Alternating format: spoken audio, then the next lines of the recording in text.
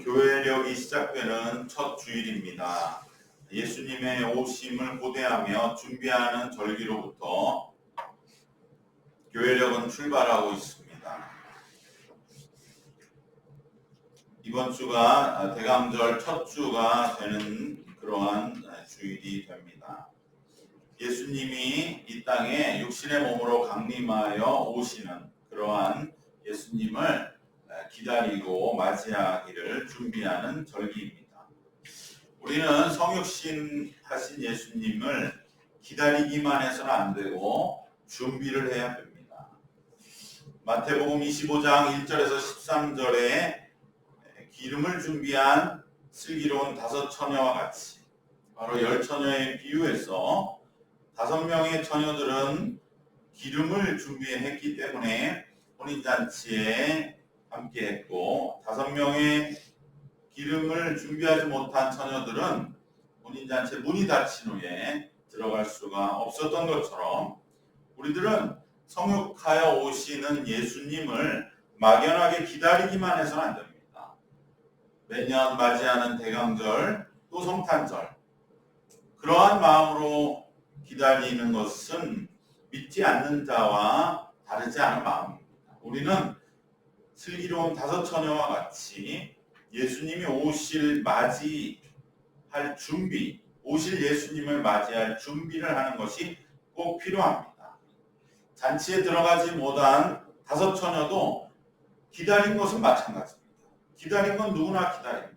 그러나 그들은 준비하지 않았기 때문에 결국 혼인잔치에 문이 닫히고 들어갈 수가 없었습니다. 그렇기 때문에 기다리는 것만 가지고는 안 되고 우리는 반드시 맞을 준비를 해야 됩니다. 정말 내가 오시는 주님을 맞을 준비가 되었는가? 그저 시간이 흐르고 또 날짜가 흐르고 절기가 되어서 맞이하는 그러한 또 하나의 절기로서의 성탄절과 대강절, 대림절이 된다면 그것은 우리의 신앙을 제자리에서 오히려 퇴보시키는 그러한 믿음의 모습이 될 것입니다. 그렇기 때문에 우리가 맞을 준비를 해야 할 때 우리 무엇을 준비해야 할까? 오늘 본문은 바로 바벨론 포로가 되었던 이스라엘 백성들이 50여 년 만에 바벨론에서 이스라엘의 가나안 땅으로 귀환하라는 그러한 귀환을 준비하라는 그 이사야 예언자의 구원과 새 역사의 선포입니다. 예수님이 우리에게 오셔서 우리를 구원하는 새 역사를 예비하라고 하시는 그 말씀의 예표가 되는 그러한 말씀이 되는 것이죠. 오늘 본문의 예언자 우리에게 3가지를 준비하라고 말씀하고 있습니다. 첫 번째는 바로 4절의 전반절의 말씀과 같이 골짜기마다 도두어지며 라고 말씀합니다. 골짜기를 도두라, 골짜기를 메우라 라고 하시는 것입니다. 바로 이 골짜기는 무엇을 말합니까? 내 삶에 뭔가 낮아지고 위축된 마음, 내 삶 속에 다시금 골짜기와 같이 어둡고 그늘지고 뭔가 수렁 같은 그러한 마음들을 메꾸라라는 그러한 말씀입니다. 바로 길을 낼 때에 골짜기는 메꾸고 무릉덩이는 메꾸고 그리고 산은 깎아서 평평하게 만들고 언덕은 또 깎아내서 고르게 길을 만듭니다. 그런데 주님은 먼저 말씀하시는 것은 골짜기부터 메우라. 즉 하나님의 은혜가 먼저인 것이죠. 낮은 마음을 위축된 마음을 메꾸어라 라는 것입니다. 우리가 새로운 하나님의 은혜를 준비하기 위해서는 우선 내 마음의 골짜기를 메꾸는 것을 준비해야 할 줄로 믿습니다. 낮아지고 위축되고 불안하고 부정적이고 미래에 대하여 뭔가 희망보다는 비관적인 그 모든 마음을 그래서 골짜기와 같은 어두운 마음을 그늘진 마음을 새 역사를 시작하시는 하나님의 풍성하시고 감사하신 은혜로 채우고 메꿔야 합니다. 오늘 본문의 말씀을 직접 받는 이스라엘 백성들은 50여 년 동안 바로 1300km나 떨어진 바벨론으로 끌려가서 포로의 신분으로 낯선 땅에 숨죽이며 살아야 했기 때문에 지금 자존감은 말도 못하게 떨어져 있는 것입니다.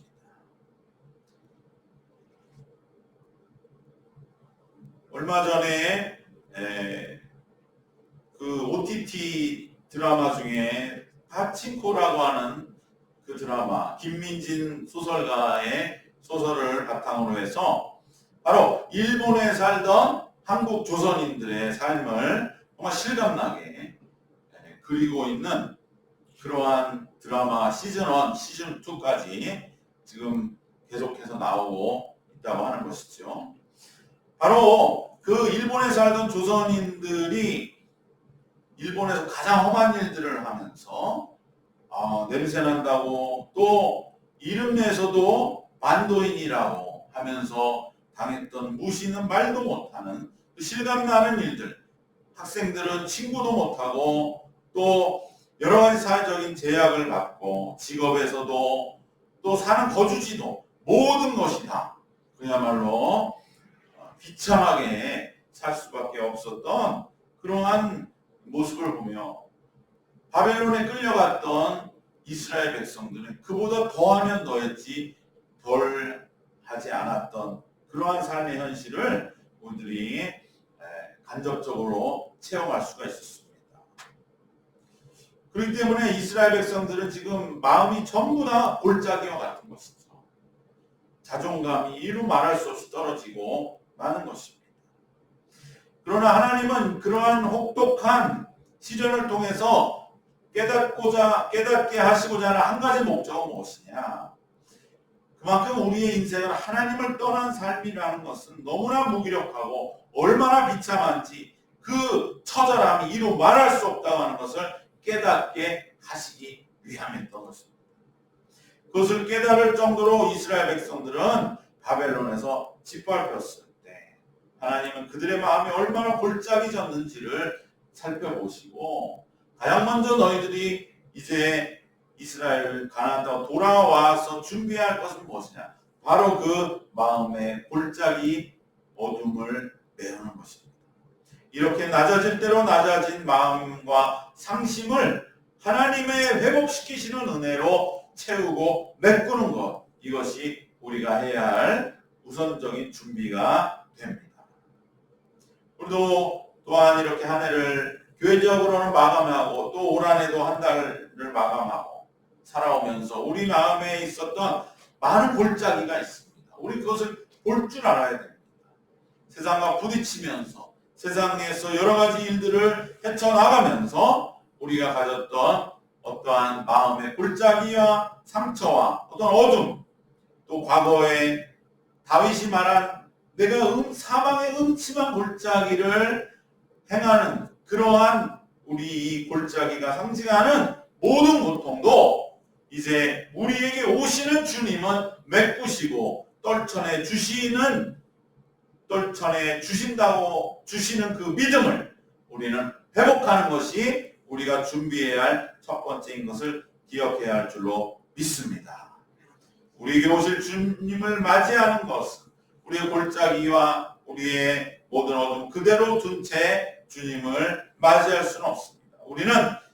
우리가 이제 주님 오셔서 살아갈 새로운 해방과 자유의 새 역사 속에 살아가기 위해서는 우리는 지난날의 내 모든 골짜기와 같은 아픔과 어둠들을 주님이 다 오심으로 인하여 해결해 주셨다고 하는 분명한 믿음을 회복하는 것, 그것이 우리가 해야 할 첫 번째 준비인 것을 꼭 기억하시고 주님이 여전히 오셨습니다. 새로운 삶이 시작됐음에도 불구하고 예전에 골짜기와 같은 마음을 가지고 옛일을 회상하고 옛일을 들먹이고 옛일에 사로잡혀서 전전긍긍하는 그러한 모습으로는 주님을 진정으로 우리가 맞이할 수가 없다. 우리는 다시 한번 골짜기를 메우라. 4절 말씀에 우리에게 하시는 말씀과 같이 골짜기마다 도두며 골짜기를 도두어서 평탄한 길로 만드시는 그 하나님을 우리들이 맞이할 수 있도록 우리의 마음에 골짜기도 메꾸시는 우리 모두가 되어야 할 줄로 믿습니다. 지난날의 어둠과 상처는 이제 나와 아무 상관이 없습니다. 그것들을 통해 우리는 삶의 지혜와 교훈과 경험의 깨우침만을 얻으면 되는 것입니다. 그리고 그 일을 통해서 우리는 그 당시에 있었던 이들을 또 이해하는 넓은 마음을 가지면 되는 것입니다. 그때는 이해할 수 없었기 때문에, 그때는 그러한 모습으로 나에게 아픔을 주는 것을 내가 감당할 수 없었기 때문에 맞서고 여전히 대항하고 욕하고 그로 인해 서로 상처를 주고받았지만 이제는 그것도 이해할 수 있는 넓은 마음, 그것이 바로 우리의 골짜기를 메우는 예수님의 오심을 통하여 우리가 예수님의 십자가는 세상의 그 어떠한 모순도, 그 어떠한 아픔과 상처도 전부 수용하는 것이거든요. 그렇기 때문에 우리는 모든 것을 다 수용할 수 있는, 그래서 우리 믿는 자들은 정말로 받아들일 수 없는 것도 받아들일 수 있는 것입니다. 어떻게 나한테 이럴 수 있지? 그 당시엔 그런 마음이었지만 지금도 역시 그러한 마음이라 그런 골짜기를 더 메워야 됩니다. 아직도 그의 마음에 골짜기가 있는 것입니다. 이제는 그래, 그도 최선을 다했을지 몰라. 그 사람도 그것밖에 안 됐기 때문에 그랬던 거지. 거기까지였던 거야. 라고 이제 받아들일 수 있는 그 마음. 그래서 지난날의 모든 어둠과 상처와 화해하고 이제는 그 안에 담긴 하나님의 뜻을 깨달아서 앞으로 주님이 내게 오셨을 때 주님과 내가 어떻게 이제는 새롭게 회복된 이스라엘 가나안 땅 예루살렘에서 찬송하며 주님과 살아갈 수 있을까? 그것만을 우리가 바라볼 수 있는 그 준비가 되지 않으면 주님이 오셔서 아무리 우리에게 은혜를 부어주시고 자기의 목숨을 내어주시고 십자가에 돌아가셔도 우리 속의 마음과 아픔과 어둠과 상처가 그대로 남아있는 그 모습으로 살아가는 것은 너무나 고통스러운 일이 되고 많은 것이죠. 오늘 우리는 정말 내가 준비해서 주님 맞이한다는 것이 너무나 중요하고 주님이 오시는 것을 우리가 기다리는 그것은 주님의 손에 달려 있습니다. 우리가 어떻든 주님은 오십니다. 그건 은혜로 우리에게 오시는 겁니다. 그것을 우리가 왈가할 것이 아니고 내가 어떻게 준비할 것이냐, 내 마음의 골짜기를 어떻게 메울 것이냐, 바로 이것이 오늘 우리가 새롭게 교회력을 시작하며 준비해야 할 우리의 마음과 믿음과 신앙의 일이 되어야 할 줄로 믿습니다. 두 번째로 우리가 준비해야 할 것은 무엇이냐? 바로 4절에 그 다음에 나오는 말씀이 무엇입니까? 산마다 언덕마다 낮아지며, 즉 산들이 깎여서 평탄하게 되어야 한다고 말씀합니다. 이 산은 무엇을 말합니까? 여러분, 우리가 세상을 살면서 낮아지기만 하는 게 아닙니다. 바벨론에 끌려갔던 이스라엘 백성도 오히려 너무 짓밟히다 보니까 오기가 생기는 거죠. 빠친코라는 그 드라마에도 보면 일본 사람이 너무 짓밟히니까 이제 노년이 된 그러한 세대들이 마음에 오기가 생겼어. 정말 자기의 살아온 삶의 일들을 하나도 건드리지 못하게 하는 그러한 마음의 그 완고함들이 있는, 그것을 또 알아주는 후세대의 그 서로의 화해하는 모습들이 그려져 있는 것을 우리가 보게 됩니다. 여러분, 우리가 세상 속에서 때로 짓밟히다 보면 오기가 생깁니다. 그것은 자기 방어를 위한 것이었습니다.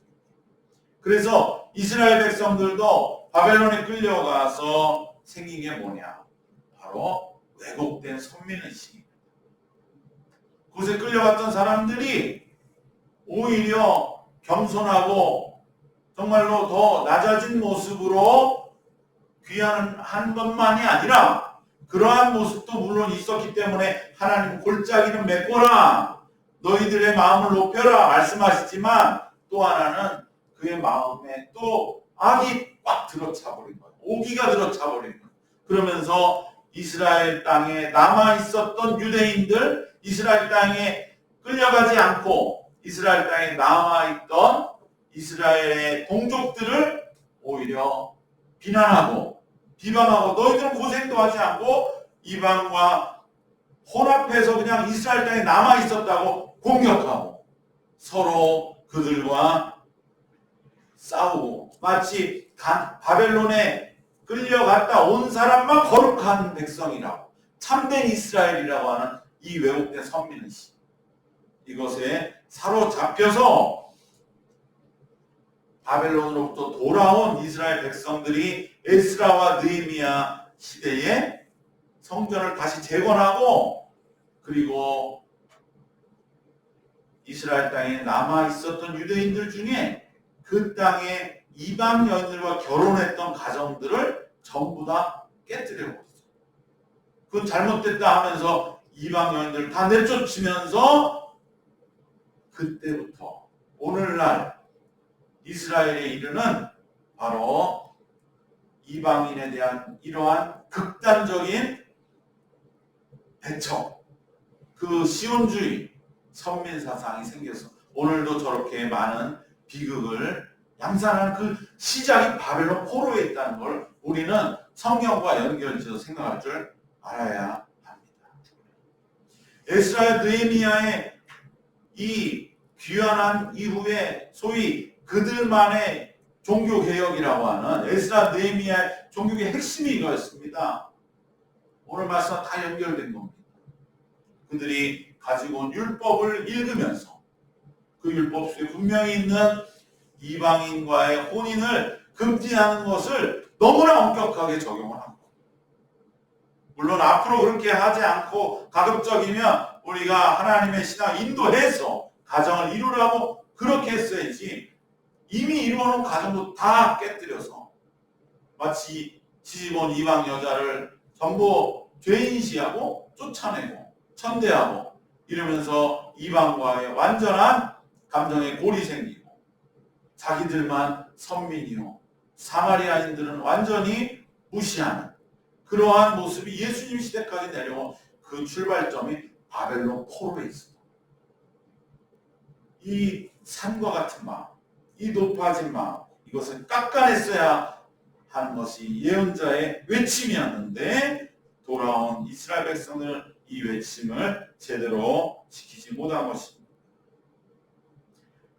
이러한 자기에 대한 근거 없는 높임은 사실은 너무 짓밟히다 보니까 자기를 방어하기 위한 자기의 어떠한 자기만의 아집이고 어떻게 보면 편견으로 그렇게 자기를 스스로 사로잡히기 쉬운 것입니다.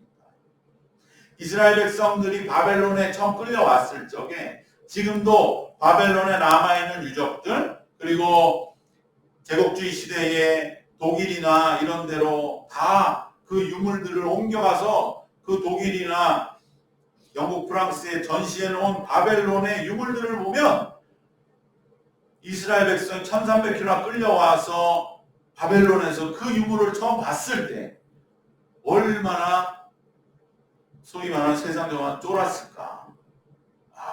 바벨론이 이렇게 어마어마한 강대국이고 그러니 우리가 이렇게 망해서 여기까지 끌려왔지. 이 생각이 절로 들었을 것입니다.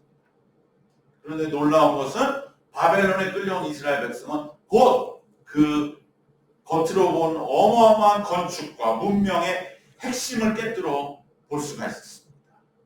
바로 그 바벨론의 신앙이 가졌던 그러한 종교적인 문명들은 이스라엘 백성이 가지고 있는 여호와 하나님의 신앙에 비하면 사실 아무 힘도 없구나. 그래서 예언서에 보면 너희가 우상을 만들 때 우상쟁이에게 가서 못으로 고정하고 나무로 깎아서 그렇게 만들어 놓은 신상들을 가서 너희들 빌어봐라. 그렇게 조롱할 수 있는 예언서에 말씀 나오는 것은 바로 바벨론에 끌려간 사람 처음에 왔을 때는 으리으리한 건축물에 다 놀랬지만 50년 살다 보니 아이고 저거 엉터리구나. 겉만 저렇게 휘황찬란한 것이구나. 그 핵심을 이스라엘 백성들은 바로 깨닫고 점점 오히려 탄압받을수록 혐오하고 무시하는 것으로 바뀌어 갔습니다. 마치 우리가 일본을 무시하는 것과 똑같아요. 그 시작이 식민지 시대에 처음에는 우리가 눌려 살았지만 이스라엘 백성들처럼 압제받았지만 이 일본 애들이 와서 하는 걸 보니까 제대로 된 게 없어요. 순전히 그냥 물질만. 그러니까 우리가 지금도 한국의 문화가 일본 문화보다 훨씬 더 파급력이 있는 것 아닙니까? 일본의 비평가들이 그런다는 거 아니에요? 왜 K-팝의 문화가 일본이 이렇게 인기냐? 드라마가 인기냐? 일본은 물질 문명이고 한국은 그래도 정신 문명인 것 같다. 추구하는 게 일본은 상업적으로 성공하고 돈 많이 벌어서 등 따숩고 배부르게 산 그 이상이 없다니까. 일본의 해놓은 문명이라는 것이. 그렇지만 한국에는 뭔가 그 물질을 뛰어넘는 정신적인 가치, 정의라든지 사랑이라든지 공평이라든지 뭔가 이런 거를 그래도 드라마 속에 넣어서 결론적으로 보여주기 때문에 사람들이 그것에 대해서 마음에 뭔가 끌림을 받는다는 것이죠. 바벨론에 끌려간 유대인들도 똑같은 겁니다. 처음에는 여기 정말 잘 산다. 이 건축물, 이 성문들 어마어마하다 했지만 50년 정도 살면서 그들의 실체를 파악하고 마음속에는 혐오와 무시의 마음이 드는, 그런데 그것은 오히려 객관적으로 그들을 본 다음에 내린 평가가 아니라 사랑이 담긴 평가가 아니라 자기들이 무시당했기 때문에 그 반발로 튀어나오는 그러한 혐오와 무시였기 때문에 바로 이 거칠어진 산과 같이 높은 마음, 이것도 하나님이 볼 때는 진정한 예수 그리스도 메시아를 맞이할 때 걸림돌과 방해물이 된다는 것입니다. 자신의 현실이 너무 처참하다 보니까 생기는 그러한 자기를 높이는 마음, 현실을 부정하는 마음, 오히려 현실을 무시하고 혐오하는 마음은 진정한 내 자신의 모습을 깨닫지 못하게 합니다. 이것을 우리는 이러한 마음으로 오시는 예수님을 진정으로 모실 수가 없어요.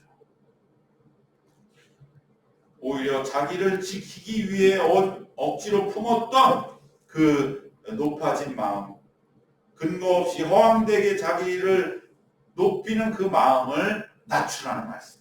그것이 진정 메시아가 오실 때에 맞이하는 마음의 준비라는 것입니다. 또 하나는 지금의 이 포로 해방의 결과를 이스라엘은 스스로 우리들이 그래도 50년 가서 소위 말하는 고생을 했기 때문에 인내했기 때문에 그 결과를 얻었다고 공로화하는 그러한 우쭐한 마음도 산과 같은 마음을 버리라는 것입니다. 이스라엘이 자칫 그렇게 생각할 수 있거든요. 그래도 우리가 50년 동안 고생했으니까 하나님이 우리에게 기한 주신 거 아니야? 그렇게 생각하기에는 너무 터무니가 없어요. 왜냐하면 바벨론이 망한 것은 페르시아라고 하는 새로운 나라가 바벨론 망하게 했고, 그 페르시아는 바벨론이 가졌던 그러한 이민족을 다 이주시키는 정책을 버리고 본래 고향 다 돌려보내는 정책으로 바꿨기 때문에 이스라엘이 돌아가게 된 거지. 자기들이 거기에서 뭐 귀환을 위해 뭐 이렇게 이렇다 할 노력을 한 건 없었거든요. 그런데도 그러한 은혜를 입으면 자기 생각 속에 자칫 잘못하면 그런 교만이 들어올 수가 있어요. 우리가 그래도 그곳에서 살아남았기 때문에 지금 돌아가는 거 아니야? 이건 우리의 공로 아니야? 우리가 그래도 하나님 앞에 인정받았기 때문이 아니야? 그러한 높은 산과 같은 마음도 낮추라는 것입니다. 예수님 우리에게 오신 것은 전적인 하나님의 은혜입니다. 우리 예수님을 알지도 못했고 맞이할 준비도 못했고 어떻게 맞이해야 할지도 몰랐고 오히려 예수님이 십자가에 못 박았던 것입니다. 그러한 높은 마음도 낮추라. 그리고 또한 바벨론이 이제 멸망해 가는 것을 보면서 이스라엘 백성은 어떠한 마음이 들었겠습니까? 그래도 인간인지라 바벨론이 저렇게 강대했던 그 바벨론이 새로운 세계의 강국인 페르시아 앞에 저렇게 멸망당하고 짓밟히는 모습을 보면서 이스라엘의 마음에는 어떻게 보면 복수하는 것 같은 그러한 쾌감, 그리고 페르시아를 찬송하고 페르시아의 고레스 새로운 왕을 마치 그들의 어떠한 구원자로 여기는 것 같은, 그것은 자기의 어떤 복수심을 누군가 대신 해결해 줄 때에 그의 편을 드는 그러한 마음도 높아지는 산과 같은 마음은 추구하지 말라는 것입니다.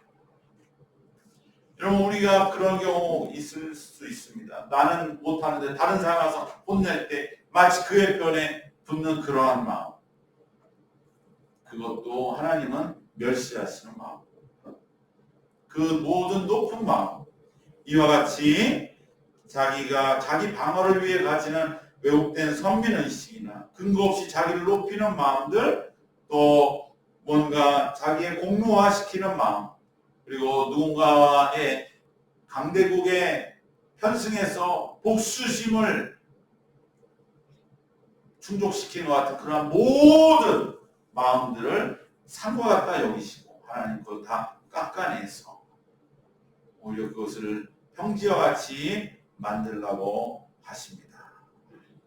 인간의 마음은 이와 같이 자꾸만 높아지고 묵은 땅같이 완고해지려는 경향이 있습니다. 이것은 우리의 마음을 진저 높이는 것이 아닙니다.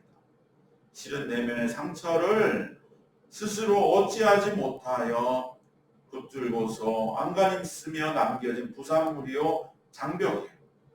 가장 안 좋은 것은 이것은 내 자신을 진정 제대로 깨닫게 하지 못하기 때문에, 지금 나에게 뭐가 정말 중요하고 나에게 무엇이 필요한가를 눈 가린다는 것입니다. 이러한 허황된 높은 마음을 낮추라 하는 것이 우리가 준비해야 할 두 번째, 오시는 예수님을 맞이할 준비가 되는 줄로 믿습니다. 마지막으로 이제 세 번째 우리가 준비해야 할 것은 무엇이냐? 그것은 바로 하나님의 말씀에 대한 우리의 마음가짐을 회복하는 것입니다. 6절에서 8절 사이 말씀 우리 다 같이 한번 읽겠습니다. 우리 6절에서 8절까지 함께 봉독합니다. 말하는 자의 소리여 이르되 외치라. 대답하되 내가 무엇이라 외치리이까 하니 이르되 모든 육체는 풀이요 그의 모든 아름다움은 들의 꽃과 같으니 푸른 마르고 꽃이 시드면 여호와의 기운이 그 위에 붐이라. 이 백성은 실로 풀이로다. 푸른 마르고 꽃은 시드라. 우리 하나님의 말씀은 영원히 서리라 하라. 여기서 풀과 꽃은 바벨론의 화려한 물질 문명을 상징합니다. 그것은 정말 꽃과 같고 풀과 같고, 바벨론의 공중정원은 지금도 세계의 풀과 사이라는 것이죠. 수차로 그 높은 곳에 물을 올려서 그 메마른 사막에 지금 높은 빌딩 같은 거 전부 화원으로 만든 그 모습이 얼마나 정말로 이스라엘이 볼 때는 위축되겠습니까? 그러나 풀은 마르고 꽃은 시든다. 바벨론의 그 모든 나라가 무너지는 것을 보면서 이스라엘은 이 풀과 꽃으로 상징되는 바벨론은 다 이제 허망하게 시들어버리고 말지만 오직 여호와의 말씀은 영원히 서리라. 그렇기 때문에 우리가 준비한 세 번째는 바로 이 말씀에 대한 마음가짐을 새롭게 하는 것입니다. 왜 여기에 말씀이 중요시 되느냐? 배경이 있습니다. 바로 이스라엘 백성들이 예루살렘을 이제 떠나버렸어요. 성전이 다 무너지고 이제는 성전 예배가 없어지는 겁니다. 바벨론의 성전을 지을 수가 없어요. 바벨론 사람들이 허락할 리가 없죠. 성전이 없으니까 제물도 없는 겁니다. 예배도 없는 겁니다. 뭐만 남습니까? 그들에게 성전이 없어도, 예배 처소가 없어도, 제물이 없어도 지킬 수 있는 유일한 것은 오직 말씀들이죠. 그래서 바벨론에 갔던 그 제사장, 서기관, 종교 지도자들은 이제는 성전 봉사, 성전 근무를, 성전에서 업무를 볼 수가 없습니다. 성전이 없으니까. 그들은 각자의 처소에서 이제 조그마한 예배 처소를 만들고 그곳에서 바로 말씀 중심의 예배로 바뀌게 되면서 그동안에는 내려오던 하나님의 모든 말씀, 그동안에는 이것이 구전으로 또 그냥 외워서 전해지던 그 말씀을 기록하기 시작한 그 기록이 바로 바벨론에서의 시작이었던 것입니다. 바벨론에서 구약의 말씀 율법들을 정리하다가 이스라엘은 하나님의 말씀을 통해 하나님이 우리에게 주시고자 하시는 진심을 비로소 깨달았습니다. 이제 성전은 무너지고 성전을 떠나왔습니다. 낯선 이국 땅 바벨론에서 그들은 그동안 구전으로 전해지던 율법과 예언과 지혜 문화, 토라와 예언과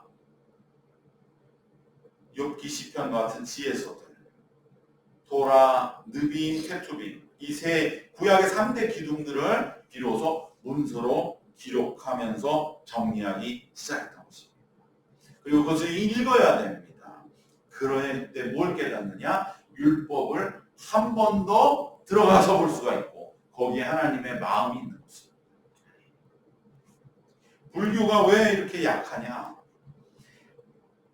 그러니까 티벳 같은 데 보면 경문을 손으로 줄을 훑어도 그것도 뭔가 인정해준다. 이게 말이 안 되는 거죠. 그것을 그냥 눈으로 보는 그런 식으로는 안 되는 거예요. 그걸 읽는 것 갖고도 안 되는 거예요. 외우는 것 갖고도 안 되는 거예요. 기계적으로 해서는 안 돼요. 그 속으로 들어가야죠. 거기에 그 말씀의 장본인이 되시는 그 말씀하시는 분의 마음은 그 속에 있는 것입니다. 이스라엘은 이것을 만났고 그 말씀에 들어가서 만난 바로 그 핵심에는 하나님의 사랑이 있는 것이죠.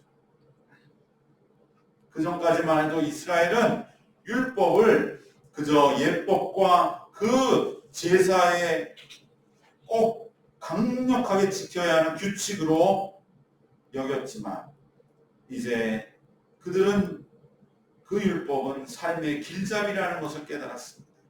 그리고 엄격한 처벌과 훈육의 규정이 아니라 믿음의 삶을 인도하고 동행하는 동반자임을 깨닫게 되었습니다. 도라에 담긴 하나님의 마음을 비로소 닿았고 읽기 시작한 것입니다. 지금 한강의 소설이 엄청나게 유명했지요. 근데 사실 그거는요 쉽지는 않은 소설이에요. 그렇게 술술 안 읽힙니다. 그러나 두고두고 읽어보면 한강의 마음에 가서 닿으면 그러면 그래서 노벨상이구나 깨닫게 되는 것이죠. 그 마음에 가서 닿아야 됩니다. 그래서 이스라엘 백성 바벨론에 와서 비로소 하나님의 마음에 와서 닿아. 그전에는 어떻게 보면 보이는 성전의 업무를 보느라 이들이 다 지쳐버렸어요. 재물 잡아야지요. 피 빼야지요. 그걸 또 하나님께 드려야지요. 그 고기 나눠줘야지요. 그 일하다가 정말 중요한 하나님의 마음을 잃어버린 거예요. 왜? 그 당시는 와서 재물 바치면 그래 네가 할 거 다 했지. 그거 얼마나 큰 헌신이냐. 그럼 됐다. 너 하나님 복 받을 거야. 이렇게만 하나님에 대해서 가르쳤는데 정말 하나님의 마음은 무엇이냐. 하나님의 마음은 와 닿지를 않았던 거죠. 회개와 자신의 통에 자고 눈물의 제사, 마음을 찢지 않고 옷을 찢지 말고 마음을 찢고 재물보다 숫소를 드림보다 순종하는 마음을 원하시는 그 마음에 와서 닿은 것이 바벨론에 가서 비로소 닿은 겁니다. 그 말씀을 우리가 새롭게 이제는 받을 준비하는 것, 이것이 세 번째. 그래서 모든 것은 다 시들지만 오직 여호와의 말씀은 영원히 서리라. 이스라엘 백성들의 결론이 될 수밖에 없었던 것입니다. 율법은 이제 십계명처럼 번호 붙여서 외워야 할 십계명 돌판에 새긴 조문이 아니라 우리의 삶 속에 사랑으로 들어오셔서 무한히 새롭게 해석되고 적용돼서 우리 믿는 자의 영혼을 살리고 삶의 생명력을 불어넣는 생동력 있는 삶에 살아 움직이고 꿈틀대는 그러한 실체이구나, 인격이구나, 내 삶에 함께 하시는 그러한 살아 역사하시는 지혜라는 것을 이스라엘 백성들은 비로소 깨닫게 되었던 것입니다. 이 마음을 회복하는 것이 바로 예수님의 오심을 준비해야 하는 우리의 세 번째 꼭 필요한 준비가 됩니다. 우리는 말씀에 접근하는 마음가짐을 새롭게 해야 합니다. 말씀과 기도는 우리 생활에 어떤 종교적인 하나의 도구와 행동이 아니고 살아 숨쉬고 꿈틀대는 영적인 호흡이자 활동입니다. 말씀과 기도는 우리 신앙에서 살아있는 목숨줄과 같습니다. 그 생동력을 회복하는 것이 예수님을 맞을 가장 중요한 준비입니다. 영이 살아 능동적으로 주님을 만나면 내 삶도 모두 살아납니다. 그러나 영혼의 호흡이 되는 말씀과 기도가 살아있지 않을 때는 아무리 주님이 곁에 오셔도 깨닫지 못하고 맞이하지 못하게 됩니다. 이스라엘 백성은 바벨론에서 비로소 깨달은 거예요. 우리가 그렇게 많은 소와 양을 드리고 제사했지만 하나님의 마음에 닿지를 못했고, 그래서 우리는 나라가 망했고 여기까지 끌려왔고, 그 소중한 깨달음을 깨닫기 위해서 하나님은 그 많은 고통을 주셨고, 바벨론에서 이에 비로소 깨달은 이스라엘 백성들은 다시 돌아오면서 우리가 이제는 말씀에 충실하게 살아야 되겠다. 하나님의 마음에 가서 닿아야 되겠다.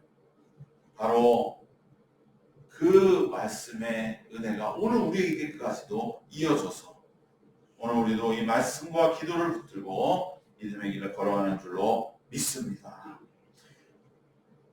이처럼 하나님의 말씀, 바로 이 기록된 말씀과 선포되는 말씀과 무엇보다 우리에게 곧 오실 말씀 그 자체, 육신이 되신 말씀 예수 그리스도, 그리고 그 말씀을 새롭게 우리가 이제는 내가 대해야 되겠다라고 하는 그 마음가짐이 꼭 준비되어야 하고, 그래야 해서 또 우리가 기도할 때에 내게 생각으로 주시는 말씀이 있습니다. 기도응답의 제일 1번은 생각입니다. 하나님이 음성으로 주신 게 아니라 다 생각으로 주신 것입니다. 그렇기 때문에 나에게 기도하며 무슨 생각이 들 때 그것을 하나 주신 말씀을 새롭게 받고 이제는 그 말씀과 함께 살아야겠다고 하는 그러한 마음, 그것이 바로 우리는 예수님을 준비하는 마음이고, 이제 그 말씀으로 일상생활에서 함께 살아가야겠다고 마음 먹는 것이 우리가 예수님을 맞을 준비에 꼭 필요한 일이 되는 줄 믿습니다. 오늘 말씀의 결론으로 나누기를 원합니다. 우리는 우리에게 오실 예수님을 맞이하기 위한 세 가지 준비를 명심해야 됩니다. 낮은 마음, 골짜기와 같은 우리의 모든 어둠들은 메꿔야 됩니다. 그래서 돋아줘야 되고, 그리고 높은 마음은 낮춰야 됩니다. 이것은 우리의 눈을 가리는 것입니다. 우리가 허황된 자기 선민의식이나 공로의식, 자기를 방어하려는 그러한 스스로의 마음을 가질 필요 없습니다. 그거는 오히려 남들에게는 오히려 우스운 이야기가 되는 것입니다. 우리 그저 내게 주는 삶의 길 꾸준히 걸어가면 됩니다. 신앙인의 삶은 누구에게나 다 인정받습니다. 인정받아 노력할 필요가 없습니다. 우리는 오히려 내게 있는 높은 마음을 낮추고, 그리고 말씀과 이제는 동행하며 말씀과 동행하기를, 정말 내 안에 이 살아있는 말씀이 역사하시는 것, 내가 기록된 말씀, 기도 중에 들리는 생각으로 우리에게 내게 주신 하나님의 말씀을 함께 이제는 살아야겠다. 그렇게 동행하기를 새롭게 마음 먹고 우리가 한 걸음 한 걸음씩 나갈 때 우리는 이제 육신으로 오실 예수님을 진정으로 맞이할 준비가 되어 가게 될 줄 믿습니다. 그러한 준비해 나가심으로 새로운 교회로 출발하시는 우리 모두 되기를 주님의 이름으로 축원합니다. 기도하겠습니다. 은혜와 사랑의 하나님, 우리에게 오실 예수 그리스도를 모두가 기다리지만 그러나 우리는 준비하게 하시고 준비하는 우리의 마음의 골짜기는 주님의 은혜로 메우게 하시고, 때로는 거칠어지고 높아진 마음은 다시 겸손히 다 깎아서 이제는 우리 마음에 구김이 없는 주님이 오실 평탄한 마음으로 우리가 만들어갈 수 있게 하여 주시옵시고, 하나님의 은혜로 우리를 인도하여 주옵소서. 주님의 말씀이 우리 속에 살아 역사하시는 삶의 현장과 체험들이 더 생생하여지는 우리의 살아있는 신앙이 더욱더 준비됨으로 말미암아 주님이 우리에게 오셨을 때에 우리는 주님을 진정으로 맞이하고 주님과 감사 감격하며 주님의 손을 붙들고 동행하는 그러한 우리의 하루하루가 되도록 주님 인도하시고 준비되게 이끌어 주시옵소서. 예수님 이름으로 기도드리옵나이다. 아멘.